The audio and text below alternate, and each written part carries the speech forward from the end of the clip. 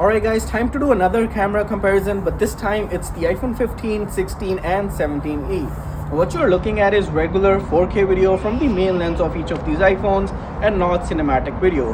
As I've said before, the 17e doesn't support cinematic video, so that's why it's just regular 4K video. Anyways, let me know which audio sounds better. It's quite noisy and windy here, and which video looks better. Today we'll be taking a look at portrait shots, main lens shots, telephoto shots, selfies, night photography, and a bunch of video samples to see which iPhone is doing better in which aspect. Also, be sure to be subscribed to the channel as I have more camera comparisons coming up. With all that out of the way, let's get started with some portrait shots. Now, one thing you'll definitely notice with all the shots we're comparing today is the similarity. The output from the 15, 16 and 17e is nearly identical. Of course, there will be some minor differences with saturation or white balance, but overall the photos will look quite similar. All three iPhones have the same 48 megapixel main lens with a couple of exceptions. The 17e doesn't have sensor shift OIS and its sensor is smaller compared to the 15 and 16. The latter have a 1x1.56 inch sensor while the 17e has a 1x2.55 inch sensor. Now on paper, this should translate to the 15 and 16 having better low light performance, higher dynamic range and less noise. But we'll see if it translates to real life or not. Portrait shots, as you can see, are quite similar. The colors, dynamic range, shadows, contrast, detail, sharpness and everything else is on point. I did find the photos from the 17e slightly warmish. That's especially true when there's sunlight involved in the portrait shots. I think it gives the portraits a look that's much closer to real life. Edge detection is also quite good and identical, but I did notice the 16 doing better than the 15 and 17e. And that's easily evident when looking at the hair. The 15 did produce some odd-looking results, but I chalked that up to a one-off thing. Other than that, I can't really find any differences at all. These phones produce some amazing-looking portraits. As I've said before, I love the 2x option as well. With selfies, the results are similar. Now that is to be expected since the sensors are the exact same, and I mean literally the exact same, so nothing else to say about selfies. Moving on to the shots taken from the main lens. As mentioned earlier, the 17e has a slightly smaller lens compared to the 15 and 16.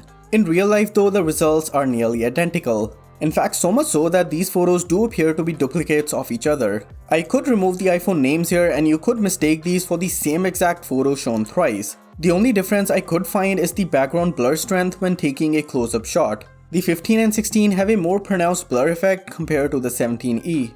The latter has a softer blur. I think it's due to the larger sensor size of the 15 and 16. Except for this minor difference, the photos produced by these phones are largely the same. You'll be happy with either of these phones. And I'll be super happy if you guys subscribe to the channel and help me hit 20k subs soon. And then we have some telephoto shots. All three iPhones can use what we call digital crop or lossless zoom of the large 48 megapixel lens to get to that 2x zoom. Just like with the 1x shots, the 2x telephoto shots are nearly identical. The only difference, one that carries over from the 1x shots, is the background blur effect. It's once again more pronounced on the 15 and 16. Other than that, basically the exact photo produced by these phones. At 5x and 10x, I did notice the results from the 17e being less sharp compared to the other two. I am happy these phones do offer a quote-unquote fake 2x lens, but I do want to see Apple use a 3x telephoto on the base iPhone someday. Then we have some nighttime photography. I did expect the 15 and 16 to do better here due to the slightly larger sensor size, but that's actually not the case.